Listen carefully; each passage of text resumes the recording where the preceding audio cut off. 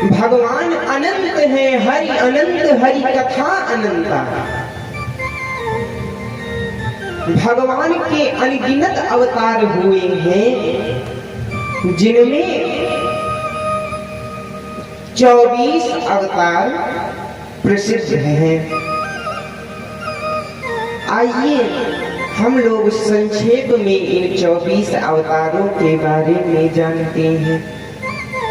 भगवान ने सबसे पहला अवतार ग्रहण किया सनकादिकों के रूप में, अर्थात सनक, सनंदन, सनातन, सनत कुमार। और ये अखंड ब्रह्मचर्य को धारण कर लिए। भगवान का दूसरा अवतार हुआ रसातल में गई पृथ्वी को बाहर लाने के लिए, अर्थात वाराह अवतार। इसके बाद फिर तीसरा अवतार हुआ देवर्षि नारद जी के रूप में। अच्छा देखिए सज्जनों, ये नारद जी कोई साधारण नहीं है, देवर्षि हैं। इनके शिष्य भी साधारण नहीं हैं। इनके मुख्यतः अगर देखा जाए तो 4 शिष्य हैं। 2 तो बड़े हैं और 2 छोटे छोटे हैं। बड़ों में है श्री वेदव्यास जी महाराज और श्री वाल्मीकि जी महाराज। अब देखिए, वेदव्यास जी इतने महान हैं, उन्होंने वेदों की रचना की है, पुराणों की रचना की है, अनेक शास्त्रों की रचना की है।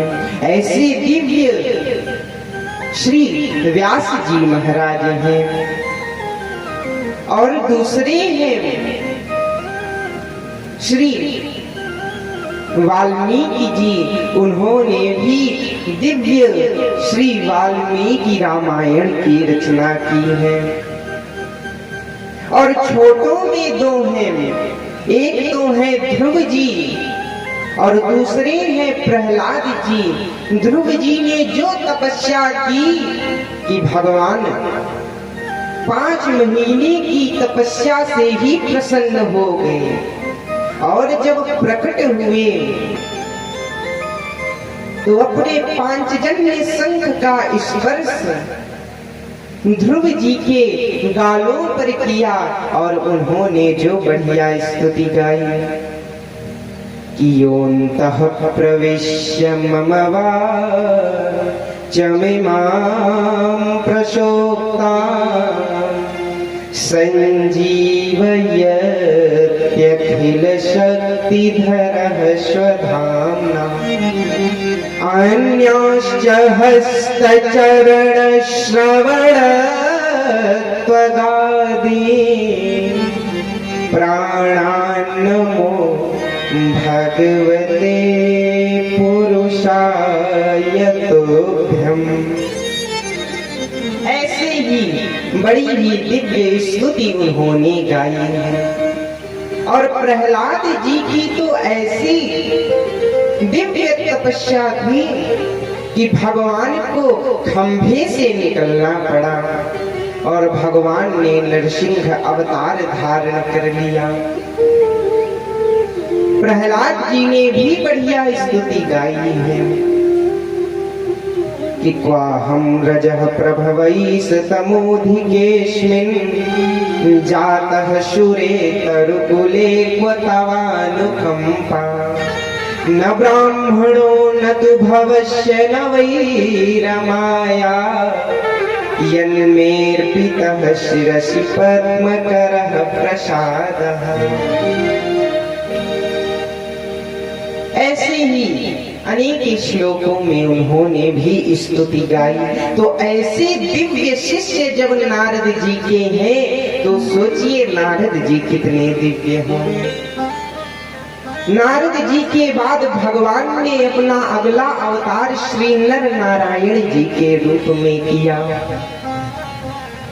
अच्छा सज्जनों, आइए नर नारायण जी की कथा को जानते हैं। आखिर भगवान ने एक ही साथ नर और नारायण दो रूप में क्यों आए?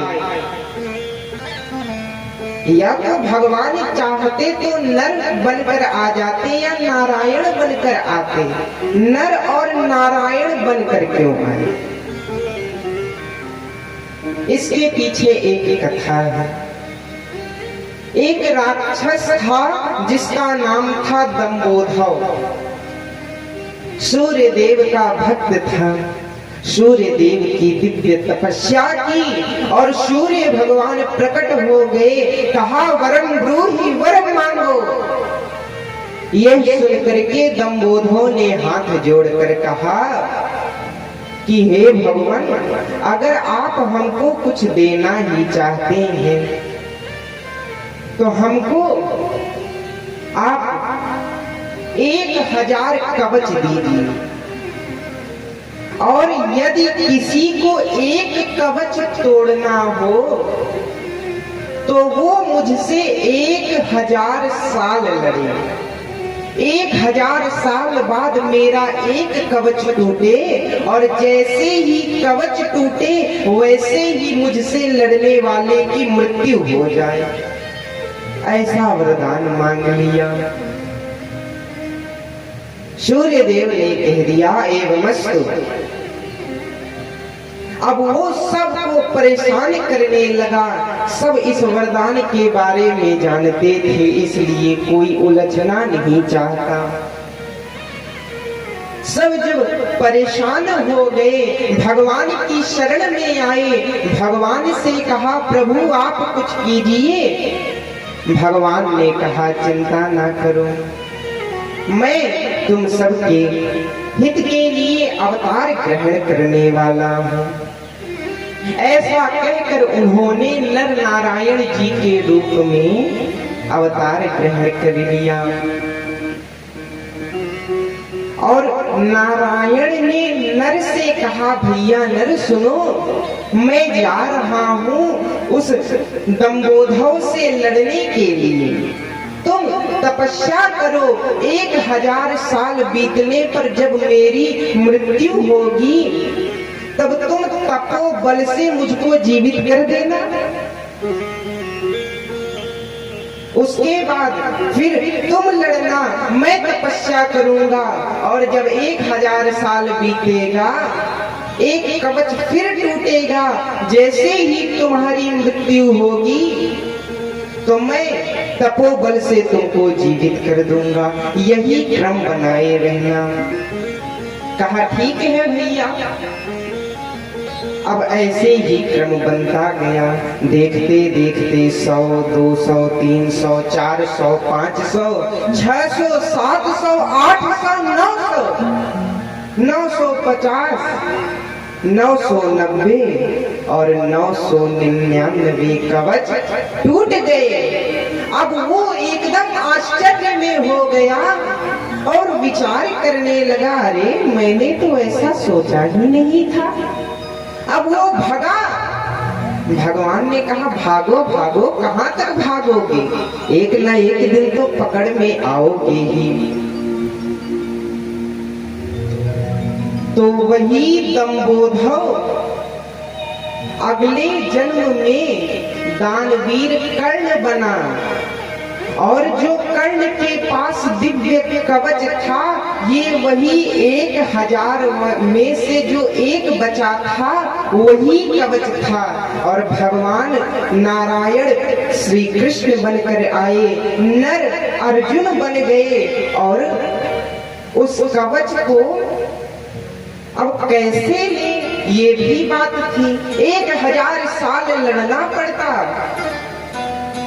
भगवान ने सोचा, अरे ये महाभारत का युद्ध तो 18 ही दिन का है, तो कुछ ना कुछ उपाय करना चाहिए। तो उन्होंने देवराज को कहा, फिर कवच और कुंडल ब्राह्मण बनकर के दान में ले लिया। तो ऐसे नर नारायण जी का अवतार हुआ। नर नारायण जी के बाद फिर भगवान ने अपना अगला अवतार कपिल देव के रूप में लिया, जिन्होंने सांख्य शास्त्र की रचना की है। कपिल देव के बाद दत्तात्रेय जी के रूप में आए, जिन्होंने अपने 24 गुरु बनाए। दत्तात्रेय जी के बाद सुयज्ञ रूप में आए, फिर ऋषभ भगवान के रूप में आए। ऋषभ भगवान के बाद फिर पृथु भगवान के रूप में आए। पृथु अवतार के बाद फिर मत्स्यावतार धारण किया। मत्स्यावतार के बाद फिर कच्छपावतार धारण किया। कच्छप बनकर आने के बाद फिर धन्वंतरी रूप में आए। धन्वंतरी रूप के बाद उन्होंने मोहिनी अवतार ग्रहण किया। उसके बाद नरसिंह रूप में आए। भगवान ने नरसिंह अवतार क्यों लिया? अरे जब हिरण्याकश्यप ने ऐसा अटपटा वरदान मांगा था कि नान्तर बहिर्दिवानक्तम मन्यस्मादपि चायुधैः न भूमौ नाम्बरे मृत्युर्न नरैर्न मृगैरपि व्यसुभिर्वासु मदभिर्वासुरासुरमहोरगैः अप्रतिद्वन्द्वतां युद्धे ऐकपत्यं च देहिना। न मैं घर में मरूं, न बाहर मरूं, न दिन में न रात में, न अस्त्र से, न शस्त्र से, न मनुष्य से, न देवता से, न राक्षस से, न पशु से। ऐसा जब अटपटा वरदान मांगा तो भगवान ने भी ऐसा रूप धारण कर लिया और नरसिंह रूप में आ गए। नरसिंह भगवान के बाद उन्होंने वामनावतार धारण किया। वामन जी के बाद फिर वेदव्यास रूप में आए। वेदव्यास जी के बाद श्री राम जी के रूप में आए। श्री राम जी के बाद बलराम जी के और फिर श्री कृष्ण जी के रूप में आते हैं। उसके बाद है ग्रीव अवतार, फिर हंसावतार, फिर बुद्धावतार और अगला अवतार कलयुग के अंत में होगा।